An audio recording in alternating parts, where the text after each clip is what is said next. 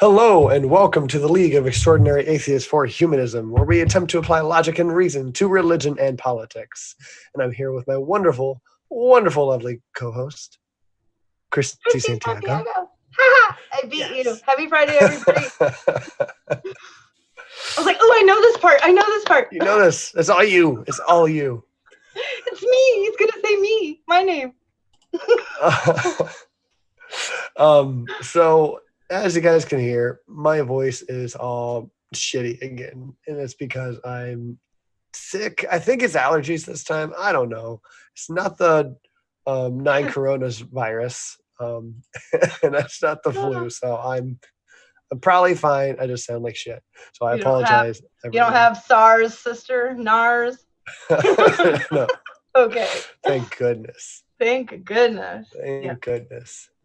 His sister's I'm awful. glad. No fever? Nothing like that? I think I had a little fever earlier, but that might not be allergies, though. Allergies shouldn't give you fevers. Yeah, that's what I thought. But like at the same time, like it wasn't much of a fever. It didn't bother me at all. Like Lindsay said, I was warm. I'm like, maybe your hands are cold.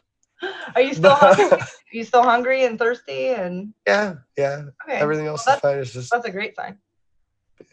It is a good sign. I mean, it's a great sign. I've eaten a lot today. I've had like 2 full bowls of like vegetable soup.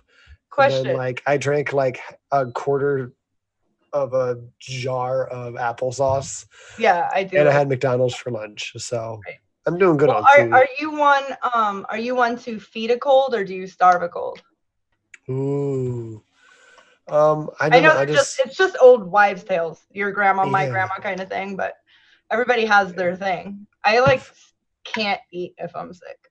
Yeah. I just kind of feel it out. I don't really do I think you just like to eat all the time. Look, I kind of do that 6 meals a day thing, but 4 of those meals are cookies, so whatever. Don't judge me. Back off, I've Christy. seen him, guys. He can put some food away, like it's just gone, and then he still has the same side profile. I don't know where it goes. I don't. His brain. It goes into his brain. All that thinking. You can be like Rave. That's a nice thing you said. Super high ideals. Build me up. Okay. So I don't know what you have specifically. Because we didn't go over really what you're covering for homelessness and everything else tonight. So everyone knows our lineup is we're going to do our main topic first, which is homelessness. Then we're going to move on to the coronavirus virus. Yeah. It's just just what I could back up. So it's just literally the facts that I could find on it. Just all we need. I found very interesting, so I want to share them with you guys. Hi, dog. And then we're going to go over a little bit of election news. I think we're just going to make this like a small topic every week for at least the rest of 2020, because I don't think it's an option. Yeah, we just don't have an option. Yeah. So some weeks we might take an hour on it. Some weeks we might take 10 minutes on it. Whatever. Yeah, some weeks election news. Stupid. Say what now? Some weeks it's going to be stupid. Oh, yeah. And Super stupid. We might just point out the stupid and move on because it's stupid. That's our favorite things to point out anyways. But yeah, so before we get into what Christy has, before she says all the important stuff, I'm going to get in the little bit that I know about homelessness in the USA, because that's all that I really had to cover. I don't need to go over all the statistics here. So as of, I think, 2020, we have over 600,000 homeless people in America alone. Worldwide, I think it's, what is it, around 100 million? Is that what you got as well? Right. Yeah. That's just what, it could be up or down either way, but they think that it's up, what they don't know. Yeah. And then another interesting statistic that I found. 100,000. Yeah. was what was the 500,000? I said it was 100,000 is what I have, and 44, and that's just documented, known, like the police know who they are. Okay. That's what I got for 2016, and 44,000 of those they know are veterans, and I think that's way too low. That's just way too low. I would think it would be 170,000 veterans, and I don't know, 500,000 or less, anywhere between 300 and 400,000. I would think people who are home insecure, they're going from family house to family house, which is still technically homeless, but there's lots of that. So yeah, we don't know the exact numbers. Right. Yeah. We don't know because sometimes they like to stay hidden and be left alone as well. Um, and then the numbers always changing, right? Just like any statistic. But another one that I wanted to share with everyone before I let Christy just take it away and be Christy um, is the number of unaccompanied homeless youth in America. And this chart that I have here is from 2018, and it says that there are I can't remember the full number. I'd count it all up. It's a lot. Like It's disturbing. in California alone, it's over 12,000 unaccompanied homeless youth. In Florida, it's almost 2,000. In Ohio, where I'm at, Dangerous for them. almost 700. It is. New York, it's almost 3,000. And again, this is 2018. We usually don't see these numbers go down a whole lot. They usually go up. So it is most likely worse. Texas is almost 1,400. Oregon is just over 1,300. Washington State is just over 2,000. And the rest are all, most of the rest of the states are under 500. There's a few over 500, but under 1,000. So there's that. That's an interesting one that I wanted to make sure that we had touched on. Excuse me. The other thing that I'd like to point out, so you have this in your mind as we talk about this. I can't remember what study came out with this number, but what I've heard recently, multiple times from multiple sources, is that $20 billion a year would end homelessness in America. So just keep that number in the back of your mind as we go on with our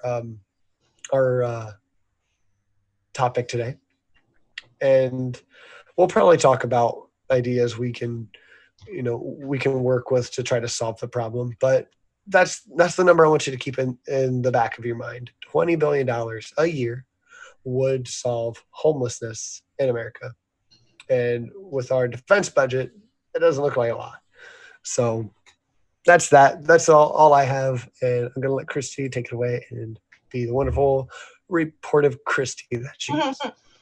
Okay, so I just love that I was turned on to the story by actually one of our, I guess, LEAH crew. I don't even know what we would call you guys. Our friends, our weekly friends, our Friday night friends, and our happy humanists. Our happy humanists. Our atheist humanists. It was sent the story about a week, maybe 2 weeks ago, and I loved it. I told Stacy about it. Couldn't get it out of my mind. I watched a couple of documentaries. I went to what is the name of it?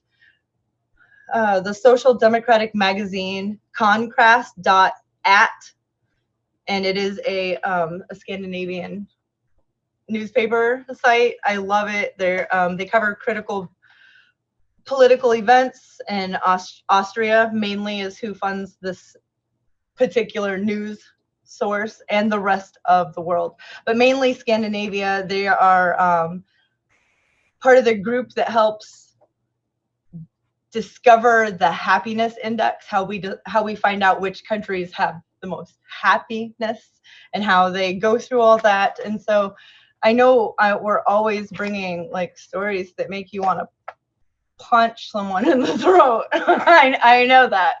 So it's nice when the story isn't like that. Now, we know that it is like that. It's dire in this country and many countries for homeless families, for homeless women, for homeless youth. That just breaks my heart.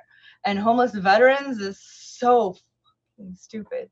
If you serve this country, you should never have to worry about, and I'll say this probably for always, you should never have to worry about a place to live, clothes to wear, nothing, just regular clothes. These are just basic things, or food.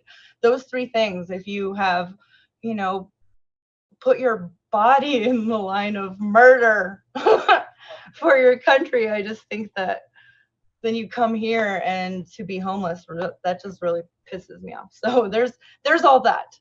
But there are really awesome things going on with policies to help fix homelessness. Now, where I live, a few years back, the county over passed a law that made homelessness illegal.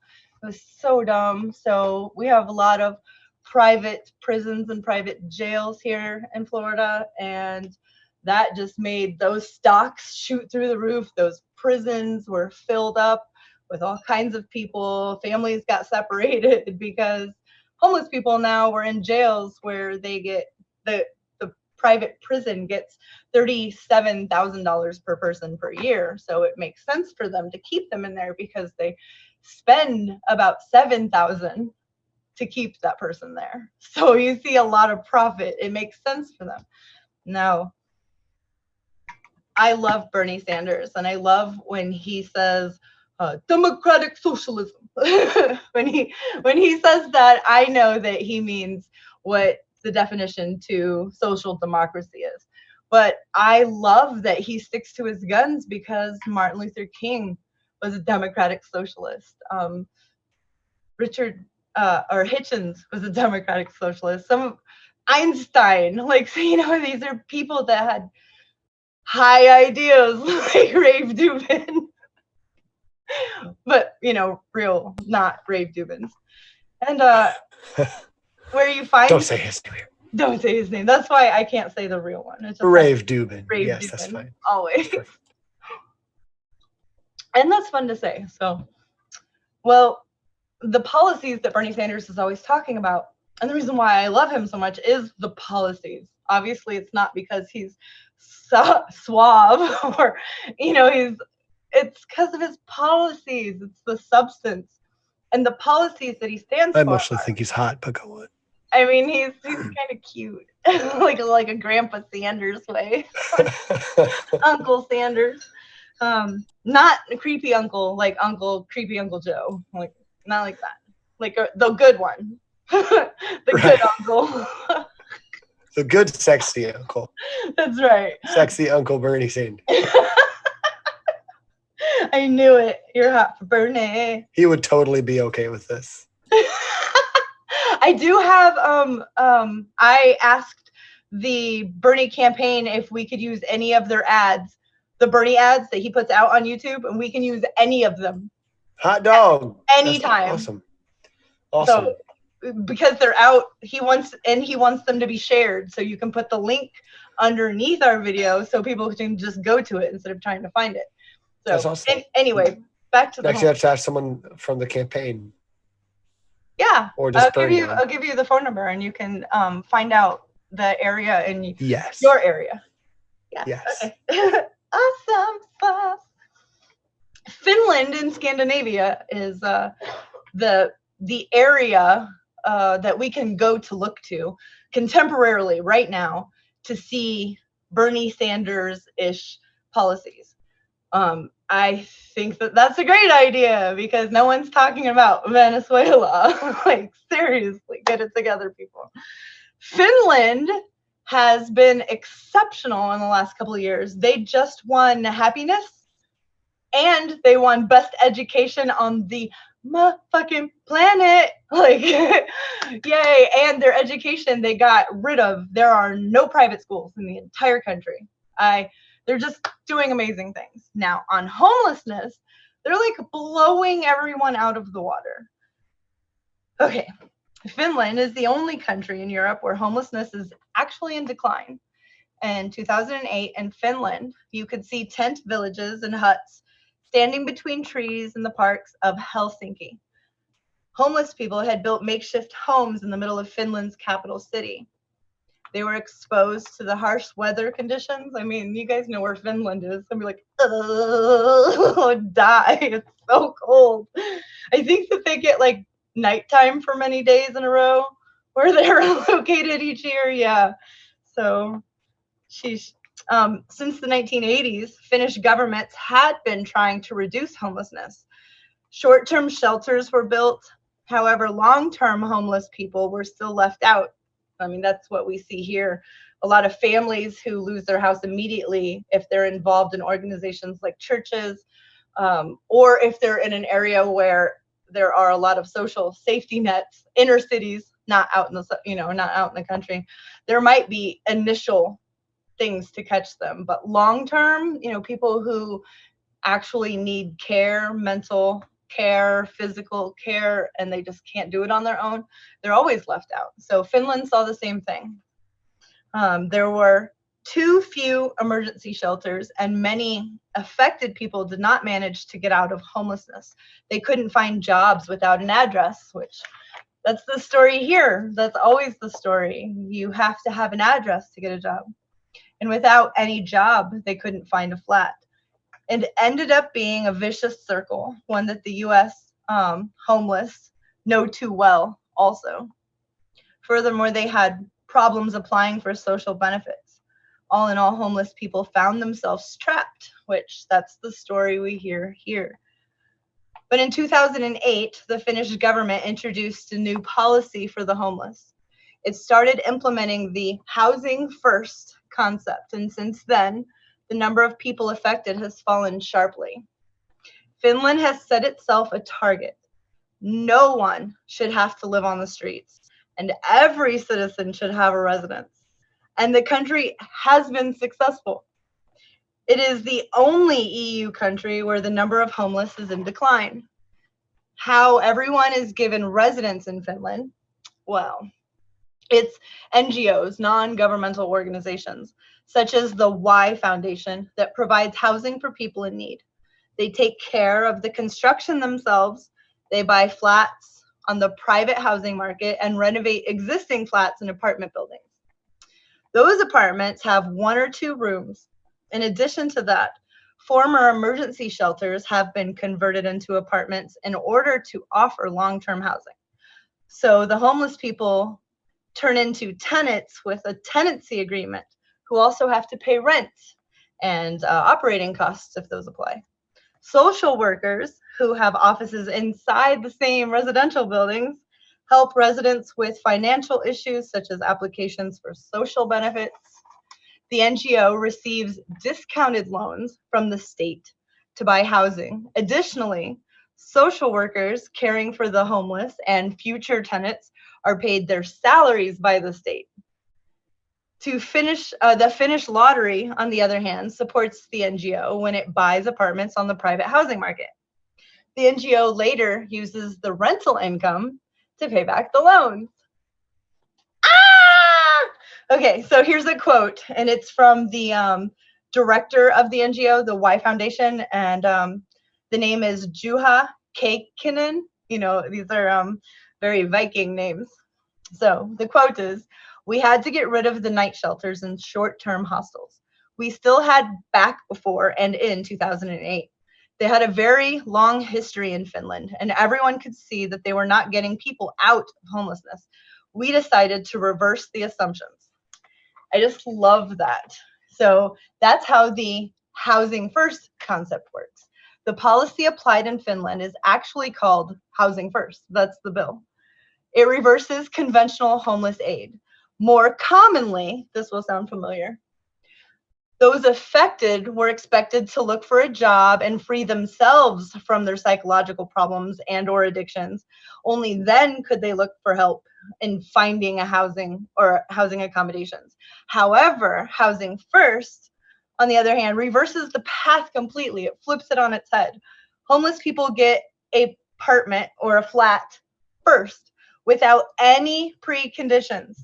Social workers help them with applications for the social benefits and are available for counseling in general and inside the building.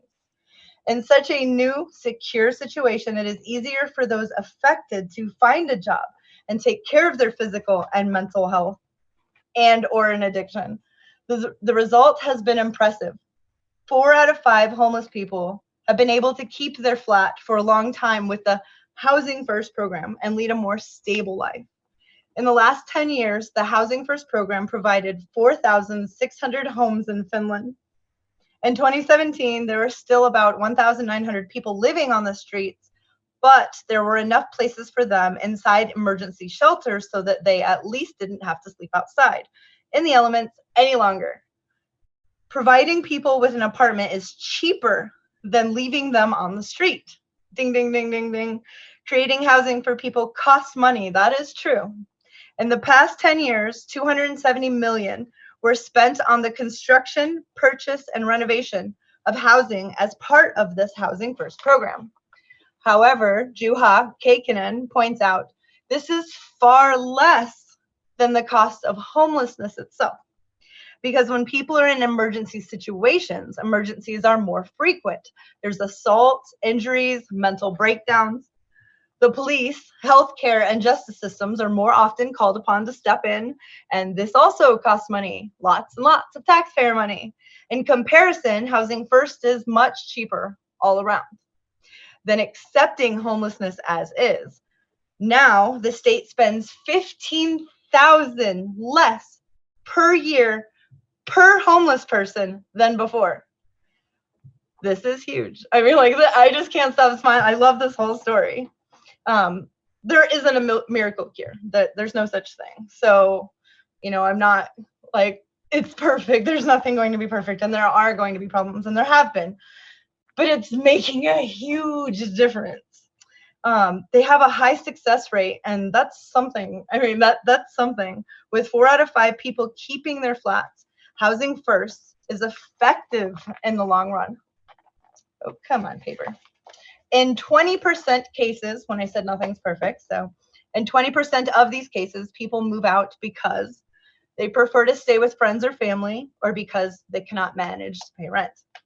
But even in this case in Finland, they are not dropped. They can apply again and again for an apartment and are supported again and again if they wish, and as many times as needed or wanted. They'll never not have a chance. A lot of things happen, and it's cheaper, 15,000 cheaper per person, and it's compassionate, and it's humanism working as a policy.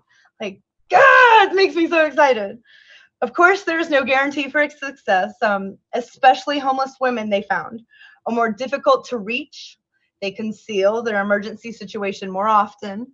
They live on the streets less frequently than their male counterparts and rather stay with friends and or family. If you guys want to read more about this, I found this at the Social Democratic magazine, which is Kontrast, KONTRAST.AT. It is Finnish, and they cover current political events both in Austria and all around the world. Their saying is social justice for all, which is pretty awesome. What a hopeful story. I love to see the policy come into play, get implemented, and then what data and scientific research showed us would happen happens. So just fucking let us do it. Yeah, it's so exciting. That's wonderful. That's really wonderful. Because I know Kyle Kalinske is one to make in arguments like such like this one. If you eliminate the housing issue, and they can build on from there, and you can make rent off of that. It's really not rocket science, but it is backed by just good old science. Right. So from here, how should we implement it? Because you said there are private organizations that are either building these buildings or refurbishing these buildings more or less to help the homeless population. Right. So how do you think we should do it here? It would take some taking from so many places. Do you want to take from what part of the military? So nobody needs to spend that much. Let's take 25 billion from that to do this program. And it's not going to be perfect probably in the first 10 years. It probably will never be perfect. But if we keep using research and data and going by what works and stopping what doesn't and making sure that everything's ethical and we're in it for the right reasons to really end homelessness. Do you believe that your fellow brothers and sisters on this planet should have to live outside where people can harm them? And no, I don't. And I think that collectively, one of the things in Finland is they believe wholeheartedly that no one should be so utterly wealthy, and no one should be so poverty-stricken. And in Finland, they don't have a whole bunch of uberly wealthy, but they don't also have that kind of poverty. Like, they just don't. They take care of each other. I will remember, I'll write a note right now to myself. I'll post that documentary that shows like how Finland won the contest this year, and they go through it. It's so good. It's like 25 minutes. It does break down the policies and how they did it. And I think it would take someone like Bernie to understand that that is how democracy should look. The people saying they don't want it, voting for it, which means now a policy should be designed and written to help that happen. And if what we have is not working, none of this should be a part of it. It's not working at all. If the problem of someone who is homeless is they are homeless, they need a home. Now they're not homeless. It's that simple. It doesn't have to be. You guys seen tiny homes? A room with a shower and a bed. The bed can fold up and it's a sofa. A kitchen. Mm-hmm. 600 square feet. Most of these homes in Finland are about 950 square feet. They have, one bedroom, one bathroom, a kitchen, a living room is one room. They're adorable, but they're not shitty. They're not in the projects. They're beautiful because in Finland, a lot of what I heard from them was in America, there's so much propaganda to fear the government. If you don't want them telling you what to do, and a big government, and and then you start thinking, well, what would that look like? In Finland, they say, well, what is the purpose of a government? A government's job is put there by the people to take care of the people. And their government does that. One woman was in advertising, and she said it wasn't making her happy anymore. So she wanted some time to think. So she applied for time to think and change her life to make her happy in Finland. She got $2,000 a month, took a few months off, decided she wanted to be a painter. So school's paid for, education and healthcare is taken care of. They just chose to be, to take care of each other. I really hope that you guys come back to this later or another time and go underneath this, because I'll also post the Bernie Sanders ad. And I love he opens it up with, wherever you are, look around you. Look at somebody, find somebody. You don't know them, that's fine. Are you willing to fight for that person? And I just get chills because yes, I love that. And why wouldn't you want to be in a society where, I don't have to even like you, but I don't want you to live a horrible life. I want us all to have equal education. I want us all to never have to worry about getting sick. And I want us all to never have to worry about if we do get sick, well, do we have to choose between our medicine and our food, or our housing and our like? It's unacceptable. And I think that if education and healthcare were taken care of, and homelessness was taken care of, I feel like this story and watching it implemented gave me so much hope that this could be done in our life. I mean, it could. It is not a pipe dream. It could be done in my lifetime. And I want to be a part of a society that wants that too. I really do. I think that that's like fucking beautiful. Like it really is. So, I mean, if you guys are down, come back to the video later and watch the Bernie and watch that 25-minute documentary on Finland. It's just so it just makes you, it's tangible, you know, like here it happened. It's evidence. It's working. And I don't know, as someone who, when I see evidence and it is contradictory to a belief I have, I'm not one that will go, oh, well, I don't believe. I mean, immediately I'm like, well, there it is. So for me, I want to like, hello, people. Whoop, there it is. We see it happens. So, yeah. Right. I Yeah. was a little excited to share that with you guys. Oh, that's awesome. And because it really is exciting. We don't hear enough good solutions for solving the homelessness issue, because usually we just somehow make it illegal, or we do something atrocious. And I do have examples of that. I'm going to go ahead and screen share with you guys real quick. If you guys haven't seen before, the homeless spikes, they were really blowing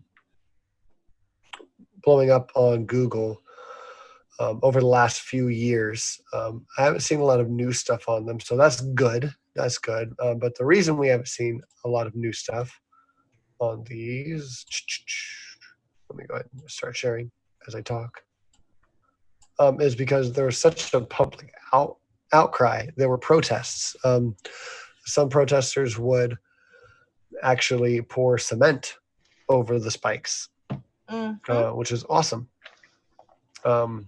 There's a few. That's medieval. It's so cruel to me. I see that as who the hell let that be voted in under his eye shit. Yeah, no, see, that's something else I wanted to touch on actually, because excuse me, some of these are actually put up by private businesses. That's what a castle did to the outside, so the peasants wouldn't walk on stuff. Yes, and it's also what they do for pigeons on like ledges, so they don't land. So this is really important though, because let me see. So like things like this, absolutely disgusting. You know why they're there, but there are some instances here, like I'll recognize it. This one here. This is a luxury apartment building. Oh, nice. So this was put up by not the city.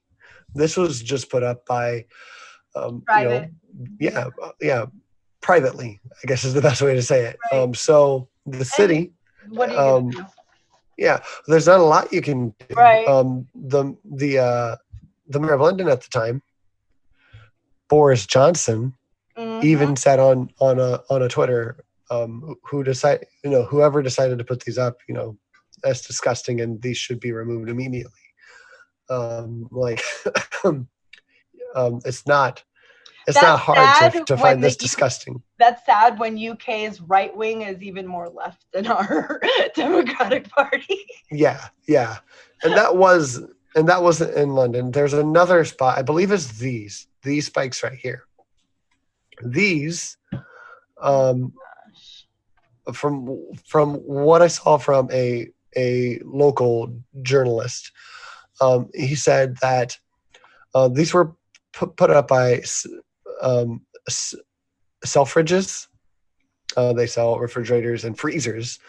And they said their official statement was they put these up because they wanted to keep their employees from sitting down on the ledges when they're smoking and just staying outside too long. So they put these up for their employees. I doubt that. But even that is how cruel. Do you just hate them? Right.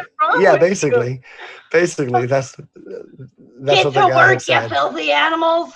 Um, so whether or not it's true is one thing, but their official statements were we put these up for our employees, and they didn't really report on that a whole lot, actually. Like the news there, this independent guy had to go out and find this out himself. He he found the official statements, and then he walked down the street from this point, and he showed the other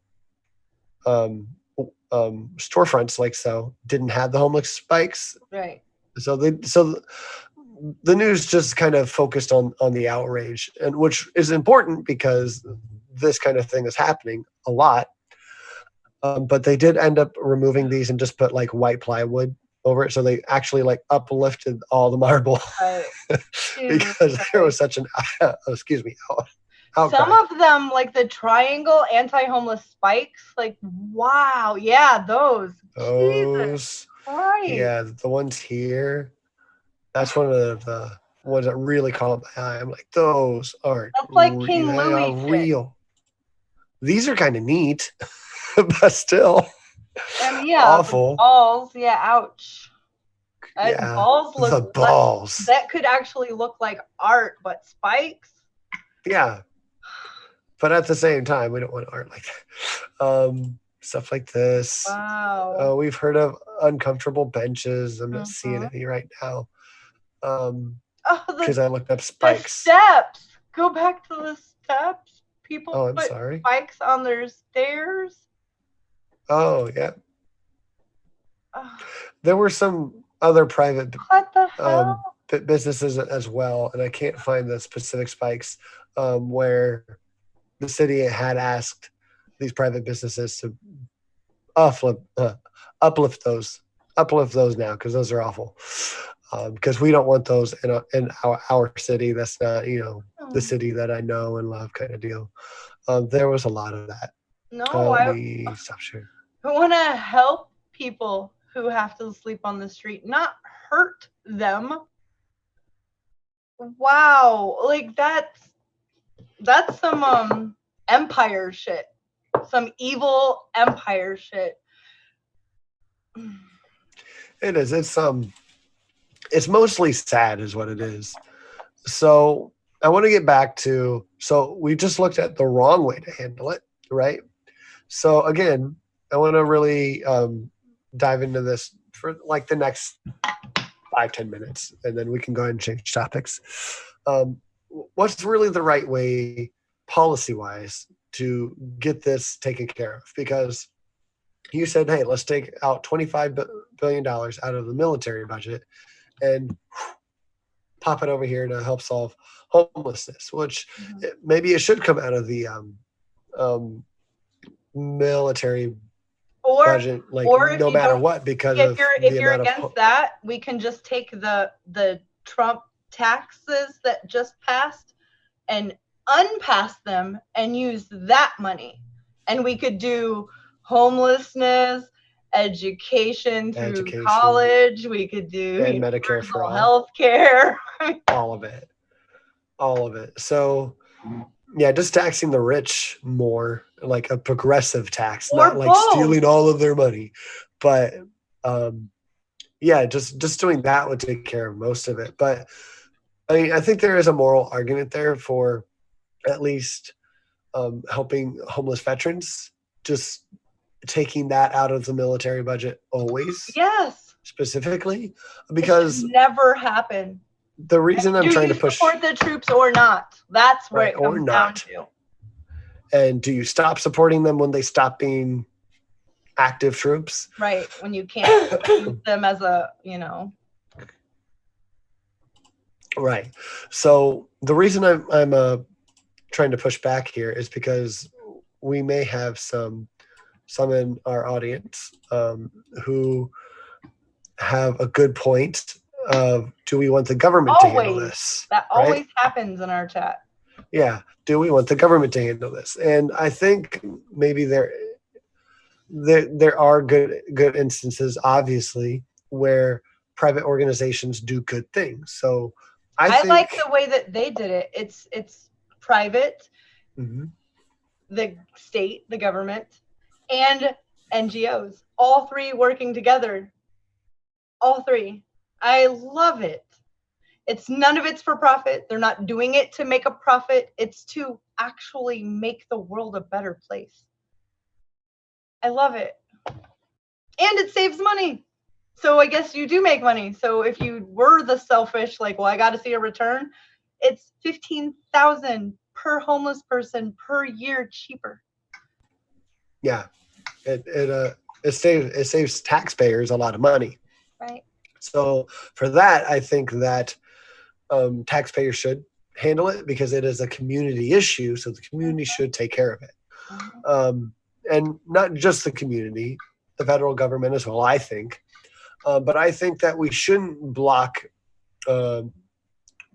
private people, organizations helping or doing something as well. But I think that there need to be strict, like, standard laws for buildings, if that's how they want to help. So like you have to be up to code, and then all this comes out of your taxes or whatever, like tax deductions, whatnot. That's fine. Like I would totally be for that. They just can't, like, it can't be for selfish reasons.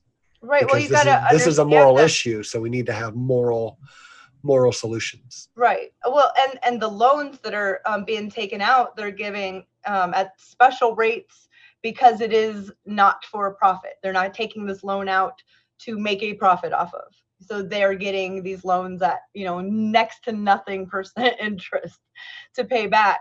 And then they pay it back with the rent from the people.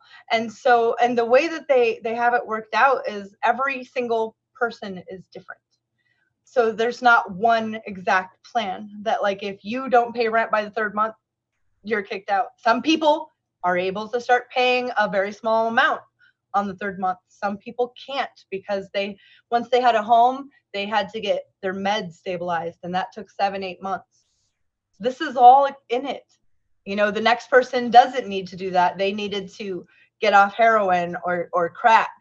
Well, that took 3 months. Well, you have a home, and you have therapy, and your counselor is in the building downstairs.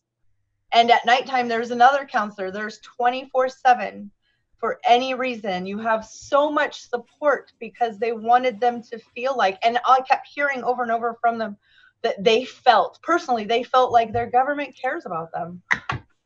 Right. Mind blown. Yeah. Having that support is really, really helpful.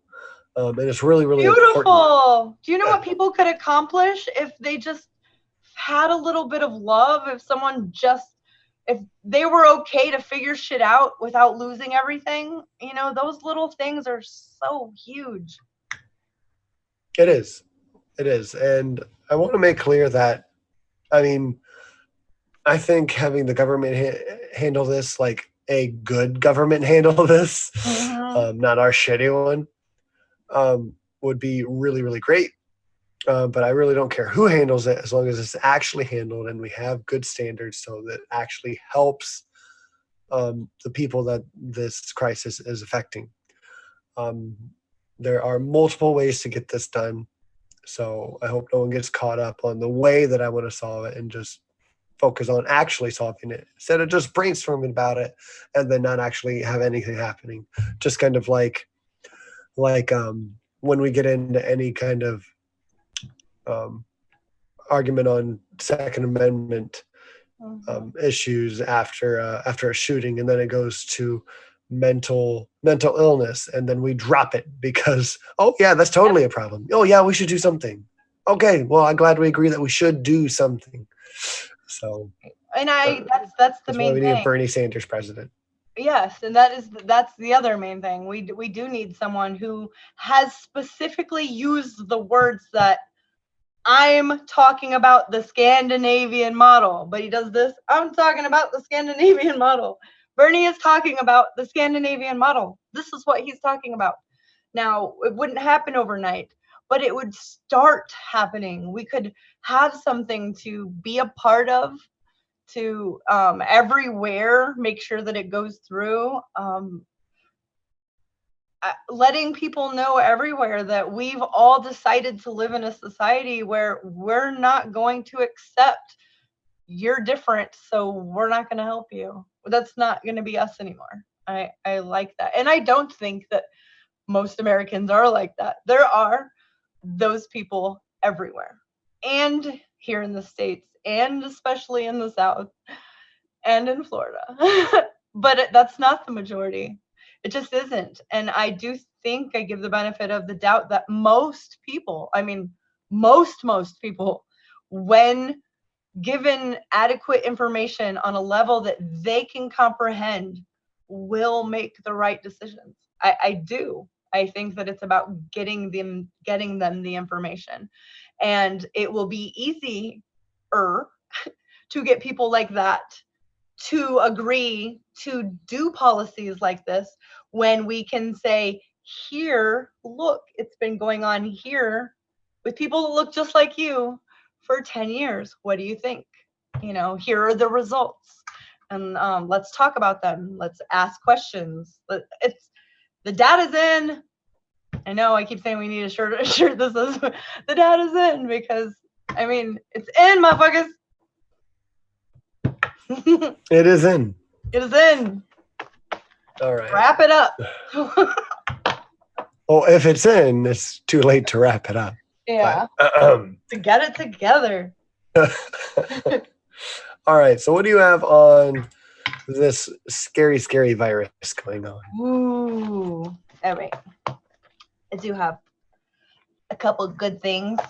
Isabella and I went over it earlier.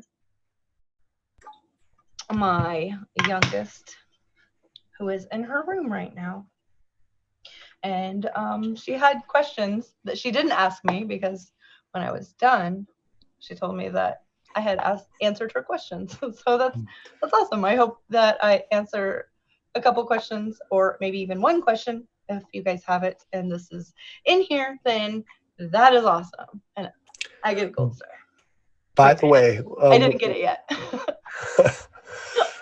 By the way, make sure to kick open her door aggressively after the show and tell her that I say hi. Okay. That's it. Oh yeah, like the Kool-Aid Man. Basically. Okay, definitely. All right. What exactly is the difference in symptoms between the common cold, flu, and this new coronavirus? I mean, that's a question I had. So the coronavirus is any number of different viruses. The coronavirus is a family of viruses, and some of them only cause simple symptoms like stuffy or runny noses and that sort of thing. So, oh my God, hold on. Are there 9 coronas? Oh no. I hope everyone else gets that reference. No, you do have. You have a couple of those symptoms, I think. Dun dun dun. Dun dun dun. Oh no. Under a microscope, it looks like a tennis ball with a crown on top. The crown has spikes that allow it to attach itself to the lung tissue. So if it is only allowed to attach itself to the inside of a nose, the symptoms will feel more like a cold. How interesting. However, if it's allowed to attach to the lung cells or the lung tissue, it can cause pneumonia. You could die, or worse symptoms, like shortness of breath. All of a sudden, you can't get a breath in. That's terrifying to me. The coronavirus the coronavirus cells need our bodies to make copies of themselves. So when they attach themselves to the cells in our lungs, they then inject their blueprint. And that tells our factory to please make more of these viruses. Please make them for me, is what it tells them. So then these viruses are made in our own cells, and it becomes way too many virus cells. It explodes. And this explosion kills our cells, which infects other cells, and repeats this over and over and over again. Then we sneeze or cough, and that virus that has been exploding and reproducing in your lungs spreads to others. So one of these key symptoms that we are seeing with this outbreak is people getting very, very short of breath. And that's key. That's been the majority of them. They're not able to breathe, and that's how they end up in the hospital. So, and it's coming on fast. It's like I have a cold or a flu or nothing. Some people have had zero symptoms at all, but test positive for it. So they've seen how many people not feeling sick, running around town, high-fiving, touching things, putting their boogers on things like boys do. So if people are feeling that they may have the common cold or even the flu, at what point would they have to worry about perhaps being in contact with this specific coronavirus? The good news is here in the US, it's probably the common cold or the flu. But if one is suffering from shortness of breath, they should seek medical attention immediately. And that's with or without a coronavirus going around, by the way. What treatment options are there for this virus? That's a question I had. Isabel too. Like, what? I know Stacy the other night. Like, what can they do for you? Like, there's nothing. There's zero treatment, guys. There are options though. There's no direct treatment against the coronaviruses. It's all supportive therapy. So this is why we quarantine people or in a facility or a hospital. And supportive therapy means if they can't breathe, we give them oxygen. If they can't keep liquids down, we give them saline drip. If their kidneys shut down, we help them with dialysis or whatever they might need, fever reducers, pain relievers, all while waiting on the body's own immune system to kick in and fight this virus all by itself.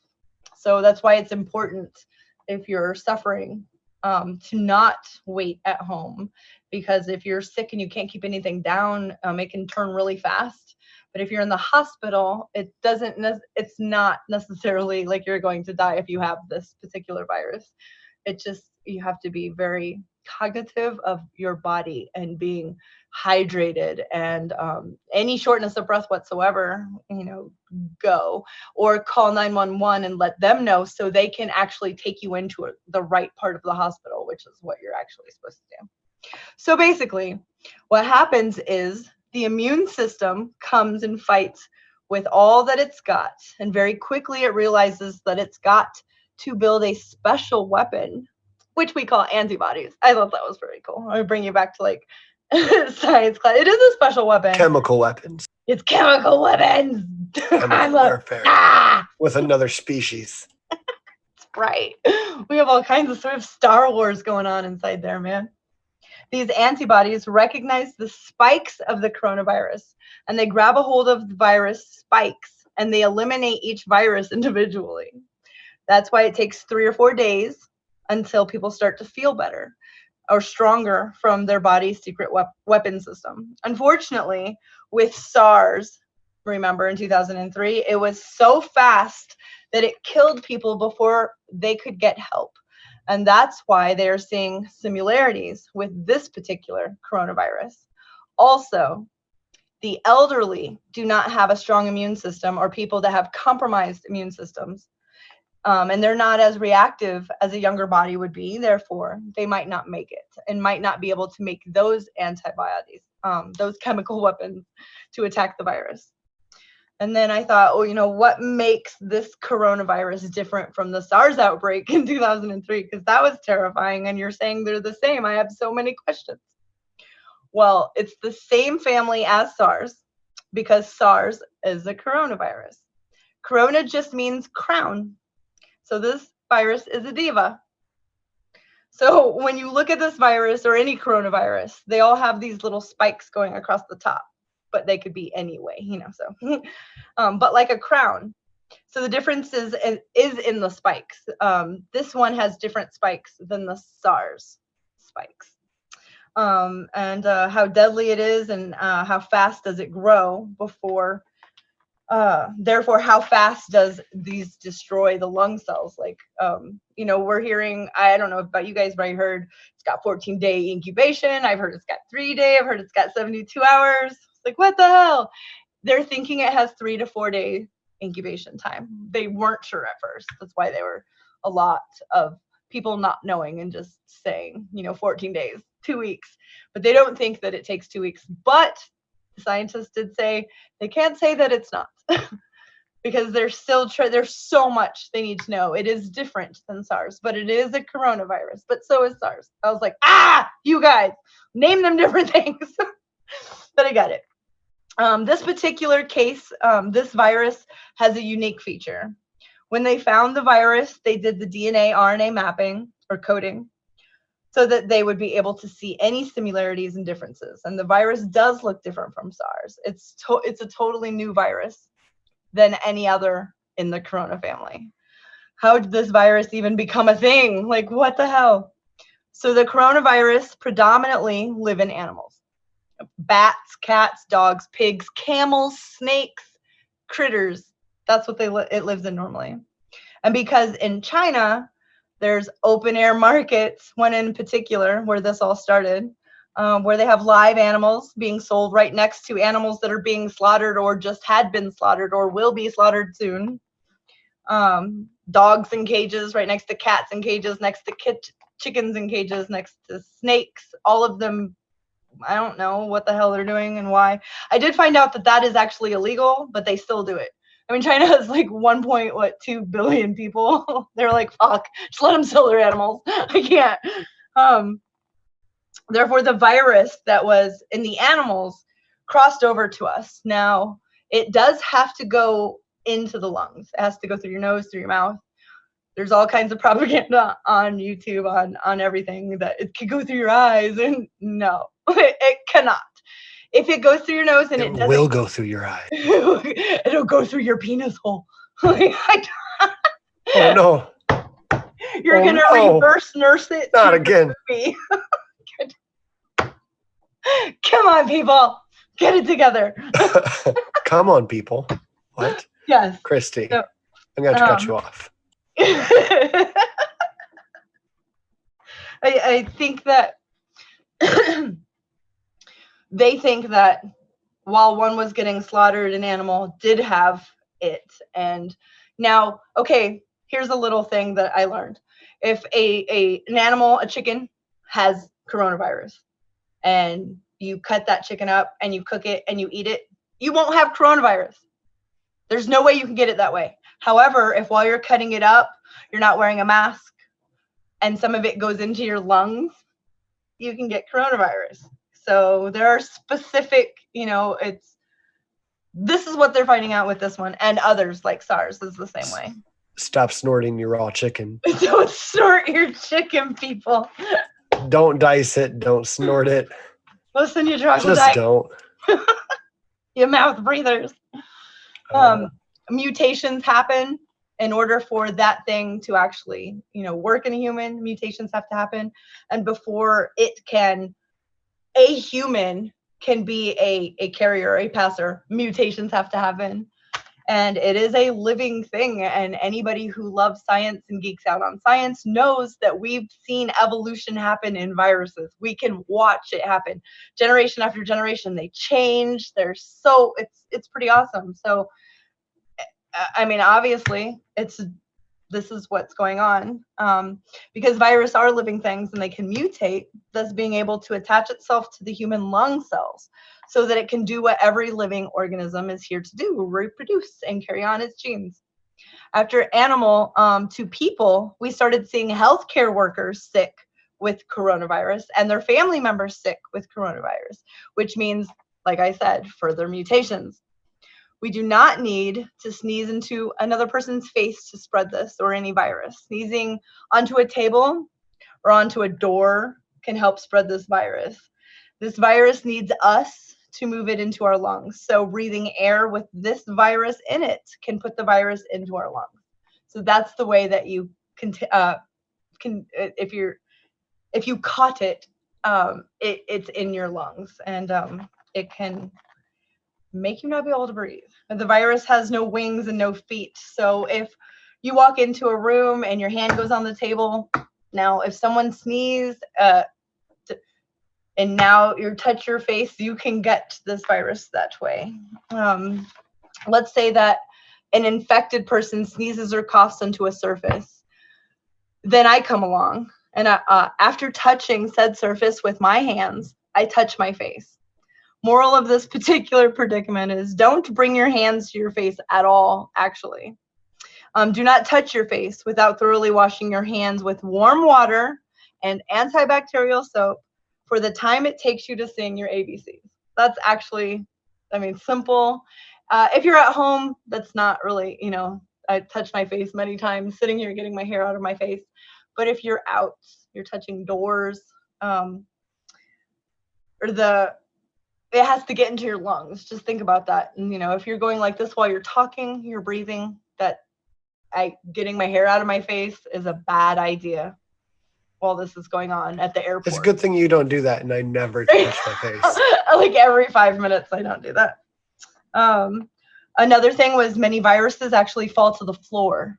And these doctors were explaining, we place our backpacks and our bags, our shoes, etc. on the floor. Think about when you're at the airport, you're walking with your shoes on the floor.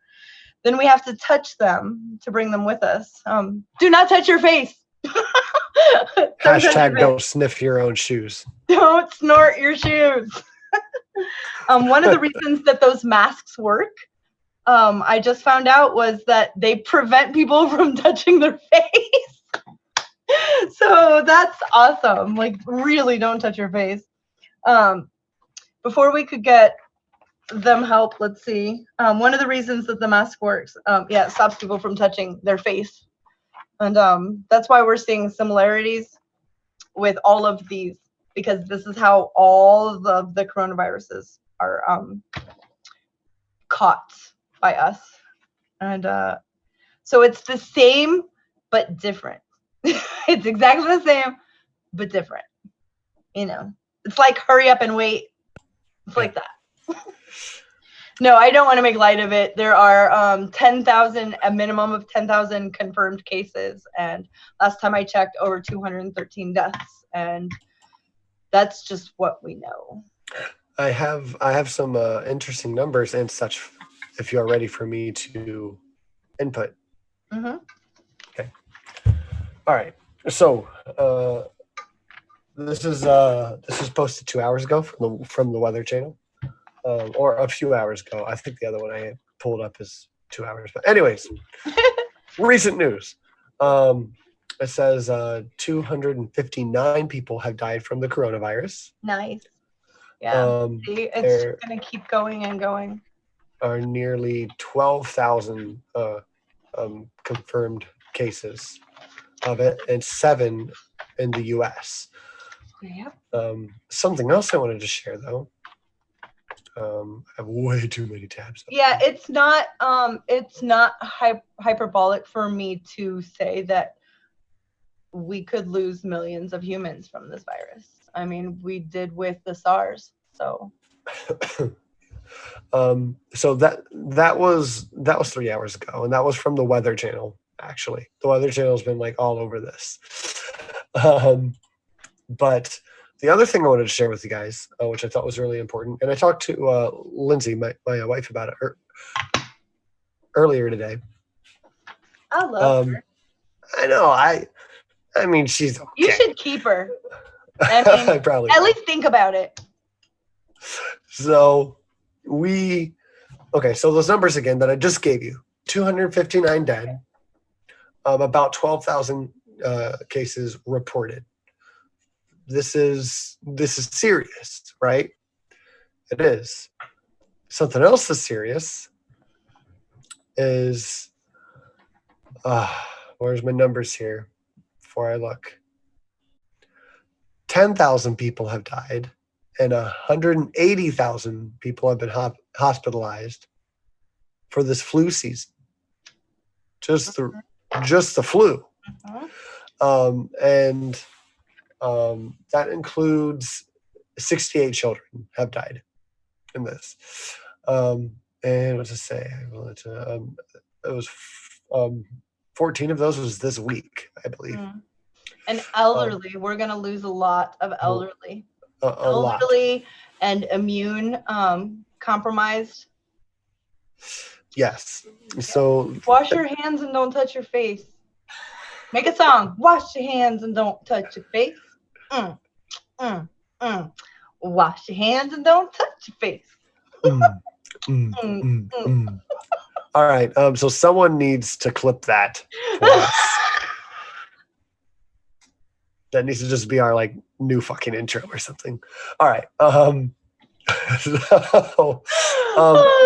Something else that I want to share here.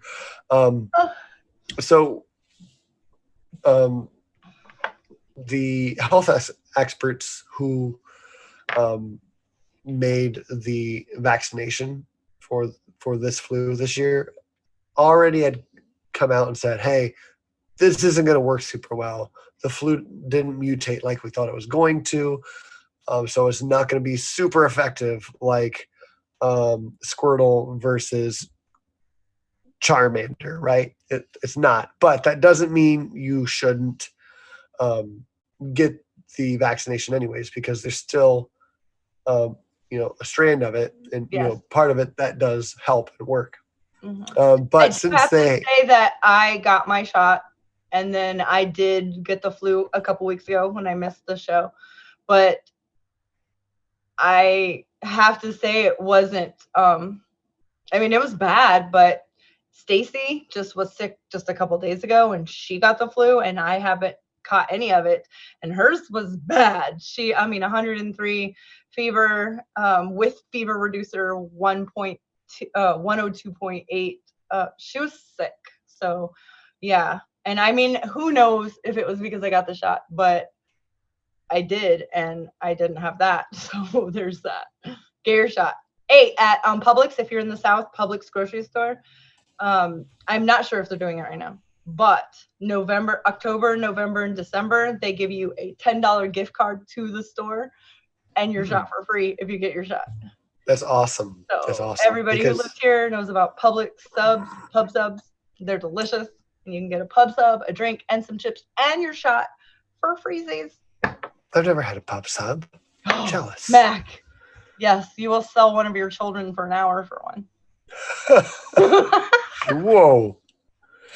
All right, so that was hyperbolic. I hope really good. They were really good though. I guess there's been a record number of people who have not gotten their flu shot because scientists, like the scientific community, came out and said this is not going to be as effective. So people are just like, oh, so I shouldn't get it. It's like, no, they're just being honest with you. You should still get it. It's still important. So I just wanted to point that whole thing out. And that's the flu's killing way more people right now than the coronavirus is. Right. And I just wanted to sprinkle that in there. Sprinkle the crack on it. Sprinkle the crack on it. You can snort that. That's fine. Or maybe I shouldn't say that. All right. I don't actually say anyone should snort. Cool. Are you snorting that weed? I haven't snorted weed in a while. Okay. That said, are you ready to move on to the next and final topic? Yes. Okie pokey. All right. So I assume I am leading this one. Yes. Absolutely. Yes, okay. I don't have a lot because, all right. So most of what's been going on recently is pretty easy to see, and like it doesn't need a lot of commentary. The Warren Bernie issue that happened. Did you just lie? Or say that I lied on national television? What? Right? Did you just say that I lied on national television? What? No. You can't be it. We're not doing this here. Right. Yeah. That's Thank you, Tom Steyer, for shaking my hand. Now go away. Fuck off. It was 8 years ago. Like, if this did happen in your personal conversation with him 8 years ago and 2 weeks ago, you just got mad about it, I don't want you to be the president. That's illogical. Like, I don't know. Yeah. You're not allowed to lead the world. No, it's something that really, that kind of shit does not need to be focused on right now. I hate identity politics. And also, you are accusing someone who has a 40-year record of standing up for women's rights, along with every fucking minority. And back in the 80s, he was saying, well, yeah, I do think there could be a woman president. And the times aren't moving fast enough. We need more women in Congress in the 80s. Yeah. So I think at least most of our audience knows that. They know that. It's really outrageous to even accuse Bernie Sanders of this because of his record and just everything he pushes all the goddamn time. It's absurd more than anything. And it looks desperate. And she has dropped in the polls because everyone can tell this is bullshit. And no one wants the bullshit. Nope. It's just so I didn't do any research into it. I was like, that's not going to work out for you. And I do have to say, I was not impressed, as you guys know, with any of the Democratic debates this 2020 campaign. The PBS one, I would say, is my favorite out of all of them, but it's not like it was so good. It's just the bar is so low. But this last one made me ill. It was like reading a book of a dystopia, and that's our government. That's CNN's not our government, but they are a representative of the multinational corporations, the military industrial complex, the Hill, DC. They are. And Rachel Maddow makes $36,000 an episode. They don't understand what it's like to be a normal person. So up until like 2 years ago, that's what I was making, less than that a year. Right. That's right. Yeah, because that's not normal. Judge Judy makes $900,000 an episode. $900,000 an episode. She works 54 or 52 days a year. Mind blown. So dumb. But that's what they brought to this last debate, was that dripping with, I don't even know, commercial. When she asked Bernie and he said, that didn't happen. And then they went to Warren and said, well, how did you feel when this did happen? I was just like, really? This isn't, but they were serious and they got away with it. I don't understand why everybody isn't pissed off about that. That shouldn't be okay for anyone. It's dystopic. That's a good word. I can't think of a better one. That's a good enough word for me. It's close enough. So I was trying to find my favorite quote from Jimmy Dore concerning this Warren and Bernie dealio. And it's too bad I can't. It looks like I can't find it. But he said something to the effect of, well, look, with this Bernie and Warren thing going on, like it's obvious, that someone's not telling the truth, but I'm not going to be the one who claims that the Native American is lying. I'm sorry. Oh, goddamn. Seriously, though, people. Seriously.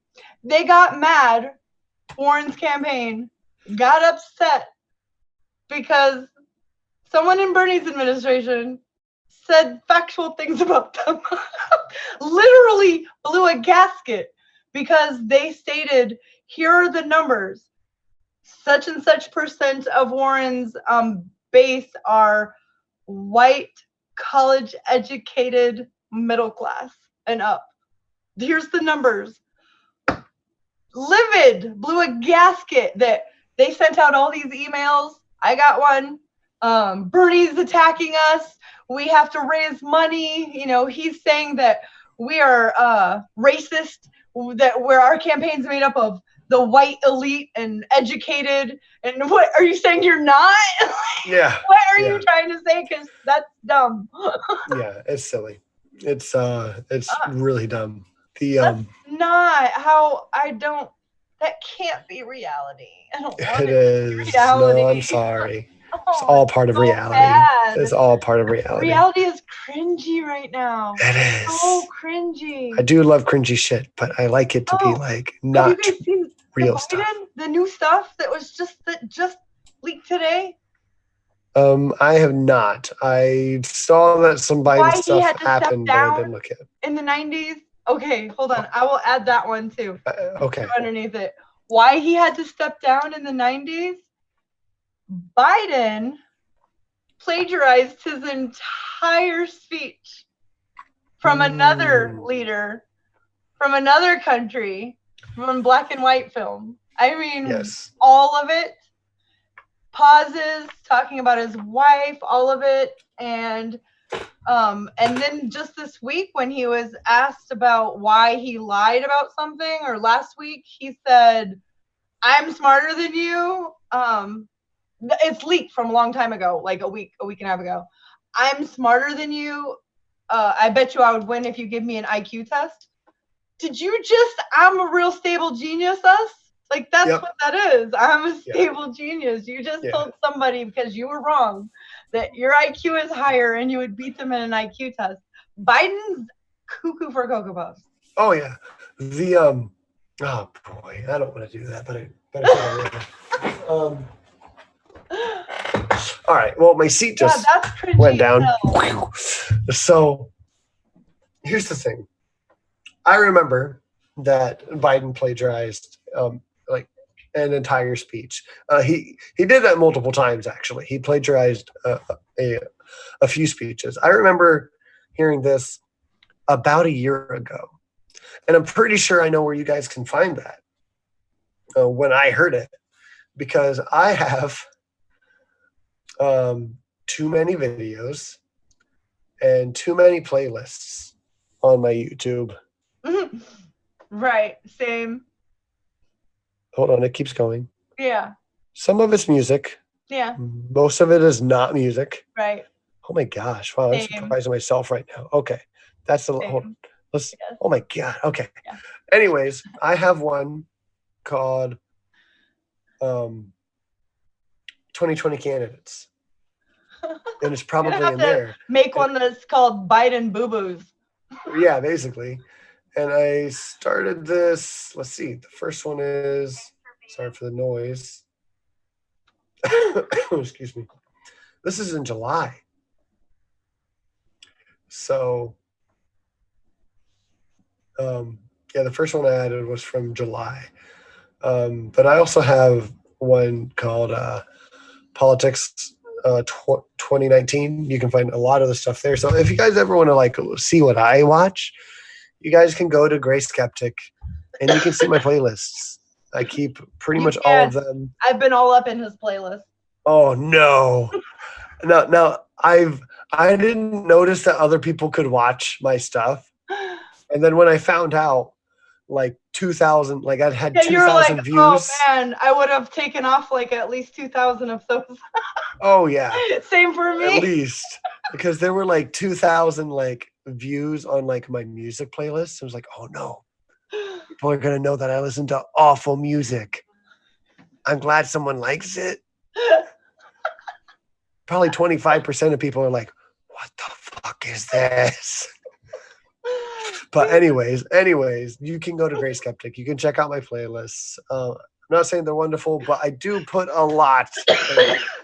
And I do put differing views sometimes. Like you will come across something like Mac can't think like this. Maybe I don't.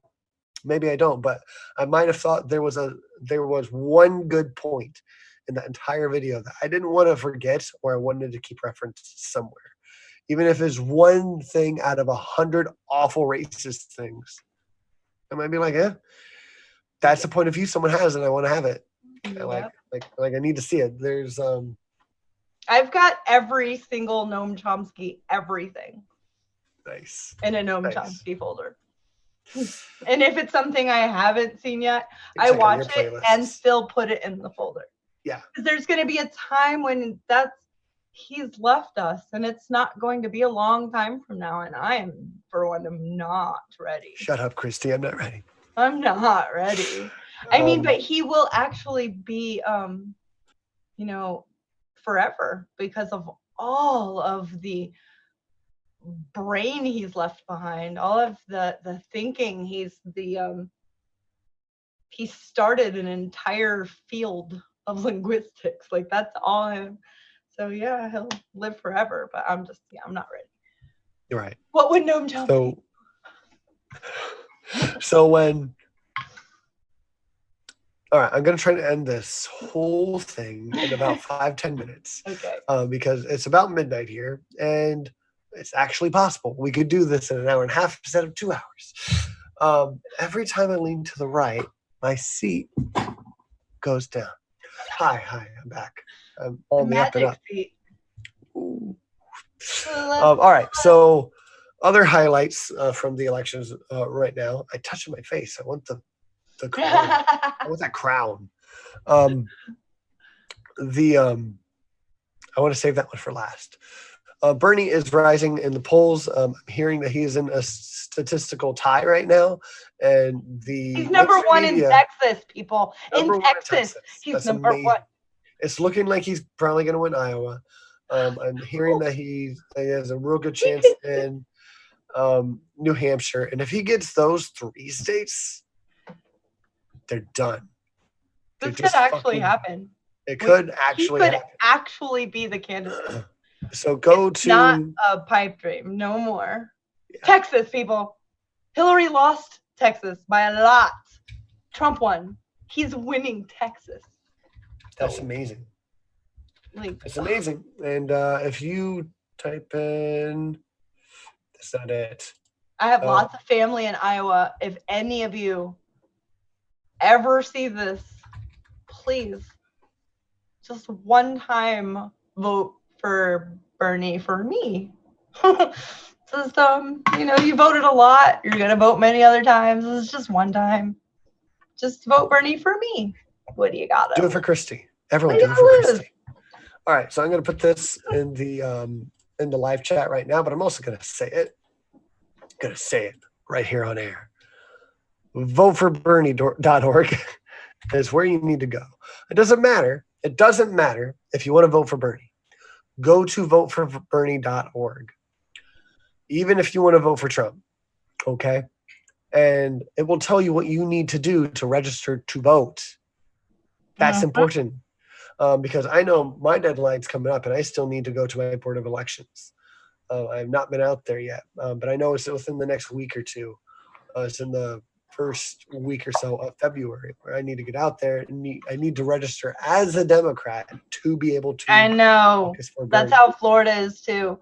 Yeah. If you are in an open state, where an open primary state where you don't have to be anything and you can vote in all primaries, you are so fortunate because so many conservative states do not and are not. Any little type of way that would eliminate at least a lot of people from voting at any time for any reason, they're all about it. So I have to be registered as a Democrat, just like Mac.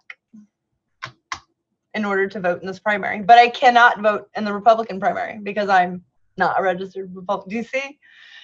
That's some bullshit. We should all be able to vote in all of it. Dang it. I hating on my voting. Hating on my voting. All right. I'm sorry. I was muted. And thanks for covering. But Andrew T asked in the live chat, if we vote for Bernie, do we get a free fireman calendar of Gray Skeptic? Ooh la la. All right. I told him no. Do you have a fireman outfit, Matt? But I don't actually. I have a few outfits, but would not you a fireman. Get one? I don't know. I would feel kind of disrespectful for, Nacha might. I mean, I've seen Nacha in a maid's outfit. He might have a fireman outfit too. Just because he's surrounded by fire doesn't mean he has the right attire. How dare you bring that up? It's too soon. You're awful for me making that joke. Okay. Yes. It's my fault. But I did tell him that if Bernie wins, we can talk about me making a sexy calendar for everyone. Hell yeah. That would be amazing. There we go. So yes, Bernie's rising in the polls. It's wonderful, and the mainstream media is freaking the fuck out. You can tell by the articles that they have. There's so much negative coverage. Democrats are freaking out. It's not news; it is propaganda, and it's really easy to see, and it's quite comical. There's one thing that I want to say for last. I want to make sure that I'm not giving any missing anything. Okay. All right. So the last bit here that I want to give everyone, the happiest news I got all day is John Delaney dropped out of the race. And if you're thinking who, that makes my day even better. Because I told my wife and my roommate, and they're like, "You don't know who that is?" I'm like, "Good. He was a waste of space in the USA." And they're like, yeah, he hopefully will jump behind the right people, but he's not going to. He's gonna jump behind. Oh yeah, he'll jump between the people on the right, or behind the people on the right. Yes, he said that he would. He said that he would support a moderate. He did. Which we did, people. What do you think Hillary was? Come on. We ran the corporate moderate, the most moderate right. She was center right. And she lost. So why would we do that again? Explain to me. Yeah. So the his reasoning, which was decent, was I'm not high enough in the polls right now. I don't have enough poll power. He doesn't have as much poll power as a stripper. Okay, sorry, that was lame. Anyways,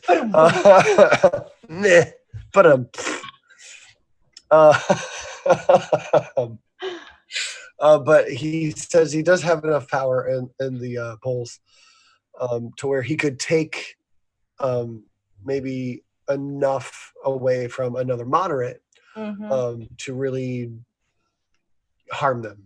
So he wanted to drop out now so he could back someone else moderate to really help turn the tide the correct way, which is the only way that we do things. So yeah, that's fair on his end. That's good thinking. He should have done this months ago. His campaign has been begging him to drop out of the race. First, I heard that was in October. I think October or November. He's been sucking for a while, and not in a good way. So, well, you heard Bloomberg. He's never been in one debate, but because he has spent like $28 million every couple weeks on ads, he's over 5%, 10%, and some, here and there, just from running ads. He's bought his seat.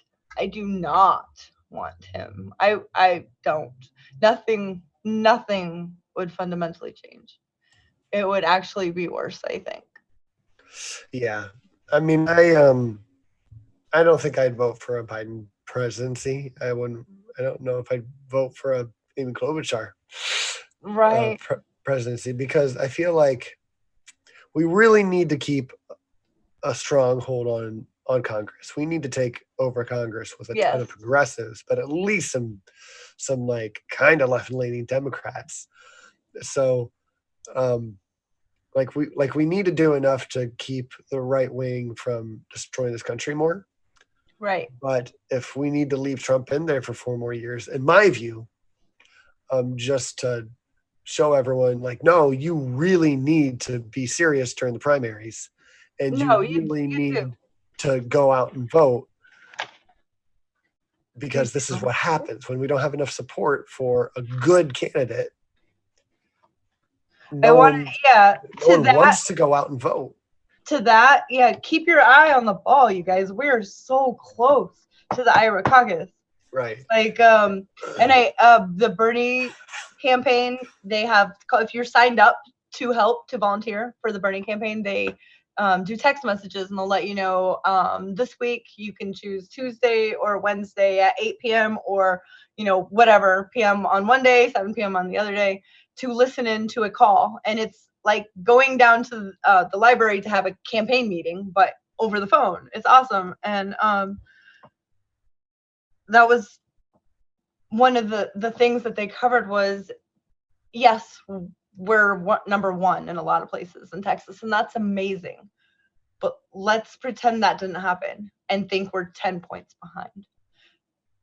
Unfortunately, we're going to have to win by a lot, because if it's like this, then the Supreme Court gets to choose.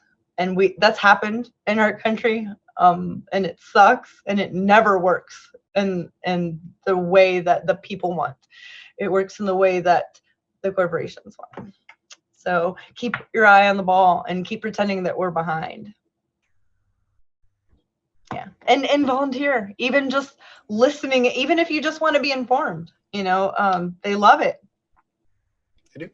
They do. Isn't it? And it's important. The more involved you are in politics, the more you have the chance to make a difference. And that's just how it is. Right. And how do you know you believe in a candidate unless there was a way for you to know what they're doing, 3 or 4 times a week, how long they've been there, what they learned from it, what they learned from the people that they listened to, or the companies that they listened to, or the cooperatives that they went to, and what do they think, would need improved. Like, these things happen all the time. Bernie is a policy person. So if you get in on these calls, it makes you feel like, you know what, I really want to be a part of that. And I really want that to be the way our government is. I love that. And here's one for you. This is something I didn't really think about it quite this way before. If you volunteer for to help a campaign, and you do phone banks or texting, however you do it, you are trying to teach. You're trying to teach whoever you're talking to about that candidate and their positions, your positions. Agree. That's important. What's really neat about that is one of the best ways to learn something or learn more about something is to teach it. Right? So you go out, you learn different ways to explain it and have conversations about something that you're passionate about or care about at least a little bit. And then sometimes you get difficult questions. It will make you think. You'll say something that makes you think about what you're talking about, just in a different way. Or you might not have an answer. And always be honest if you don't have an answer, but go check it out, because now you are learning too. And that's awesome. Teaching, I think, is really one of the best ways to learn something. And volunteering for a campaign is a great way to grow in political and economic knowledge. Amen. Hallelujah. All right. That's all I have for everyone tonight. Christy, do you have anything else? Just that you guys should stay humanist, for God's sakes. Take it. Guys. Bye.